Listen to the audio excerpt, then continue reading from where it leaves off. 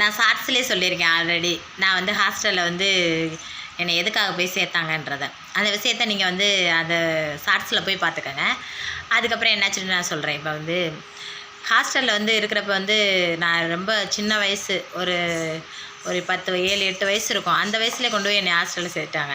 ஹாஸ்டலில் சேர்த்தப்போ வந்து எனக்கு ஒன்றுமே தெரியாது. தலை வர்றதுக்கு, தலை குளிக்கிறதுக்கு, துணி துவைக்கிறதுக்கு, இதெல்லாம் எனக்கு எதுவுமே தெரியாது. அப்போ பெரிய கிளாஸ் படிக்கிறவங்கள வந்து ஒரு குழந்தைங்களுக்கும் ஒரு அக்கா வந்து குறிச்சு விட்ருப்பாங்க. அவங்க தான் வந்து என்னை பார்த்துக்கறணும். நான் சுத்தமாக இல்லைன்னா அவங்கள தான் வந்து கேட்பாங்க ஸ்கூலில்.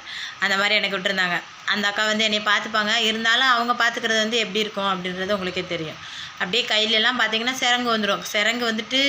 சிரங்கு வந்தது வந்து அவங்க வந்து அதை மருந்து தடவுறதுக்காக அப்படியே பண்ணுவாங்க பாருங்கள், ஒரு ட்ரீட்மெண்ட்டு. அப்படியே உப்பு இருக்குது பார்த்திங்களா, அந்த உப்பை வச்சு அப்படியே கையை அப்படியே தேய்ச்சி விடுவாங்க.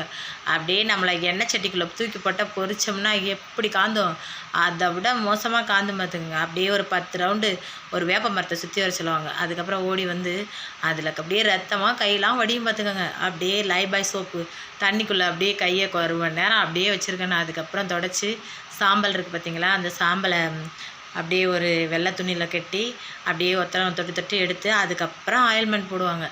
அந்த இதெல்லாம் பார்த்து முடிக்கிறதுக்குள்ளே காய்ச்சலே வந்துடும்னா பார்த்துக்கோங்க அவங்க பண்ண ட்ரீட்மெண்ட்டில். ஆனால் மறுநாள் வந்து அந்த புண்ணெல்லாம் வந்து உணர்ந்துடும். அந்த மாதிரிலாம் ரொம்ப கஷ்டமாக இருக்கும் ஹாஸ்டலில். அப்படியே நாள் போயிட்டே இருந்துச்சு. எங்கள் அம்மா வந்து வாரத்துக்கு வந்து மாதத்தில் வந்து 2 தடவை தான் பார்க்க வரணும், வாரம் வரக்கூடாது அப்படின்றவாங்க.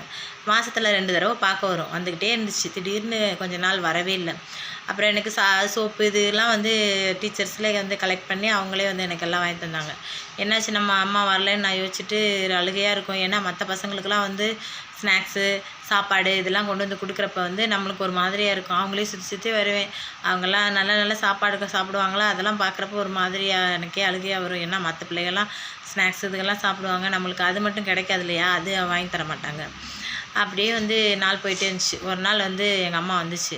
வந்தப்போ வந்து எங்கள் அம்மா நொண்டிக்கிட்டே வந்துச்சு. என்னாச்சுன்னு நான் ஓடி போய் எங்கள் அம்மா அவங்க இல்லை அப்படின்னு சொல்லி நான் அழுதேன். ஏன்னா மொட்டையெல்லாம் போட்டு வேறு மாதிரி இருந்துச்சு. ஆளே வேறு மாதிரி ஒல்லியாக கிறங்கி போய் அப்படியே காலுக்கு வேறு இழுத்து வேறு நடந்து வந்துச்சு. என்னாச்சுமா அப்படின்னு கேட்டேன். அதுக்கப்புறம் சொன்னாங்க, இது மழை பெஞ்சிட்ருக்கிறப்ப எங்கள் அம்மா போய் வெளியில் வாசலில் போய் பாத்திரம் விளக்கிட்டு இருந்திருக்கும் போல். இப்போ பக்கத்தில் இருந்த இடினால், அந்த இடியோட அதிர்வுனால் கட்டடத்தோட ஜன்னலோட ஸ்லாப் வந்து இடிஞ்சு தலையில் விழுந்துருச்சான். அதோட வந்து அம்மாவோட தலை வந்து 2ஆக பிளந்துருச்சு. அதுக்கப்புறம் ஆப்ரேஷன் பண்ணுறதுக்காக 4-5 மாதம் வந்து ஹாஸ்பிட்டல்லே இருந்ததுனால என்னைய பார்க்கலன்னாங்க. என்னோடய தலையெல்லாம் வந்து அப்படியே பேனெலாம் வச்சு சடையெல்லாம் பிடிக்க ஆரம்பிச்சிருச்சு. அதுக்கப்புறம் எங்கள் அம்மா கூட்டிகிட்டு போய் மொட்டையெல்லாம் போட்டு என்னை ஹாஸ்டலில் திரும்ப விட்டுட்டு போகிறப்ப நான் அழுதேன். என்னை கூட்டிகிட்டு போயிருமா, நான் இருக்க மாட்டேன்ட்டு. ஆனால் எங்கள் அம்மா வந்து நான் படிக்கணும், அப்போல்லாம் வந்து கல்வின்றது ரொம்ப கம்மியானது தான்.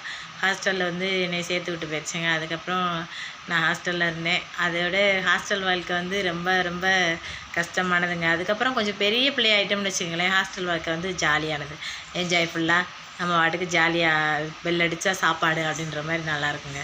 ஆனால் சின்ன வயசில் கொண்டு போய் ஹாஸ்டலில் சேர்க்குறது வந்து ரொம்ப பெரிய கொடுமைங்க. அந்த விஷயத்தை மட்டும் யாரும் தயவு செய்து பண்ணிடாதீங்க. நன்றி.